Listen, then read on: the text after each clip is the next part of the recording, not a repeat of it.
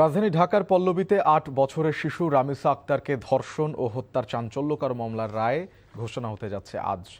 ঢাকা মহানগর শিশু সহিংসতা দমন ট্রাইব্যুনালের বিচারক মাসরুর সালেকিন এ রায় ঘোষণা করবেন। এর আগে বৃহস্পতিবার রাষ্ট্র ও আসামি পক্ষের চূড়ান্ত যুক্তিতর্ক উপস্থাপন শেষে রায়ের এই দিন ধার্য করা হয়। এরই মধ্যে মামলায় ২ আসামি সোহেল রানা ও তার স্ত্রী স্বপ্না আক্তারকে আদালতের হাজতখানায় এনে রাখা হয়েছে। রামিসা হত্যা মামলায় ১৮ জন সাক্ষীর মধ্যে ১৬ জনের সাক্ষ্য নেওয়া হয়। গেল ১৯ মে দুপুরে পল্লবীর একটি বাসা থেকে রামিসার গলাকাটা মৃতদেহ উদ্ধার করা হয়। এ ঘটনায় করা মামলায় ২৪ মে তদন্ত প্রতিবেদন জমা দেন তদন্ত কর্মকর্তা। একই দিন সাক্ষ্য ও জেরা সম্পন্ন করে রেকর্ড মাত্র ৫ কার্যদিবসেই মামলাটির রায় ঘোষণা করা হচ্ছে। দর্শক, এই মুহূর্তে পুরান ঢাকার আদালত প্রাঙ্গণে আছেন স্পেশাল করেসপন্ডেন্ট হাসান জাবেদ। আমরা সরাসরি যুক্ত হচ্ছি তার সাথে। হাসান, আলোচিত শিশু রামিসা হত্যা মামলা, ধর্ষণ ও হত্যা মামলার রায় আজ ঘোষণা হতে যাচ্ছে।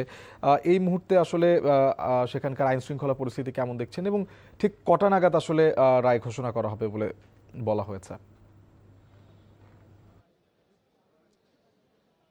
শুভন, আদালতের পরিবেশ যদি বলি, অনেকটা বেশ ভারী একটা মানুষ সবার মধ্যে, যারা সংবাদকর্মী থেকে শুরু করে যারা এখানে আছেন আদালত প্রাঙ্গণে সবসময় যারা কাজ করেন, আইনজীবী থেকে শুরু করে এবং এর সাথে যারা সম্পৃক্ত, সবাই একটি খুবই মন খারাপ সবার যে এরকম একটি ঘটনা ঘটেছিল। এখন সবার কিন্তু চাওয়া হচ্ছে এই মামলায় যেন আসামিদের সর্বোচ্চ শাস্তিটা নিশ্চিত হয় এবং সেটা যেন রায়ে প্রতিফলিত হয়। এখন বিচারক কিন্তু নিশ্চয়ই তথ্য প্রমাণ স্বাক্ষর ভিত্তিতে রায় দিবেন। ১১টা নাগাদ হয়তো তিনি রায় ঘোষণা করবেন এবং ইতোমধ্যেই সকাল 8:30টার পর ২ আসামিকে, সোহেল রানা এবং তার স্ত্রী স্বপ্না আক্তারকে এই হাজতখানায় আনা হয় এবং এখন রায় দেওয়ার জন্য আসলে প্রস্তুতি নেওয়া হচ্ছে। 11টার দিকে রায় ঘোষণা করা হবে এবং এই মামলাটি কিন্তু আজকে রায়ের দিন সহ মোট ৫ কার্যদিবস সময় লেগেছে। অর্থাৎ গত ১ জুন এই মামলার অভিযোগ গঠন করেছিল। অভিযোগ গঠন করে ২ তারিখে আপনার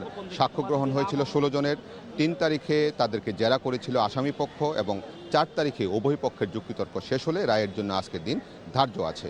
এখন রায় ঘোষণা করা হবে এবং এই মামলাটি কিন্তু খুবই চাঞ্চল্যকর। অল্প সময়ে এই মামলার তদন্ত প্রতিবেদন গত ২৪ মে দেওয়া হয় এবং স্বল্প সময়ে কিন্তু সমাপ্তি হয়। কিন্তু এখন প্রশ্ন হচ্ছে এই রায় দেওয়ার পর কত দ্রুত সময়ে হাইকোর্ট এবং আপিল বিভাগ হয়ে মামলাটি চূড়ান্ত নিষ্পত্তি হয়ে আসামিদের সাজা হলে সেই সাজা কার্যকর করা হয়, সেটি কিন্তু দেখার বিষয়। এর আগেও অল্প সময়, এমন অল্প সময় না হলেও অল্প সময় অনেক মামলার রায় নিম্ন আদালতে হয়েছে, কিন্তু ১ বছর ১.৫ বছর অতিবাহিত হয়ে গেলেও কিন্তু হাইকোর্টে সেই সব মামলার শুনানির জন্য অপেক্ষায় আছে।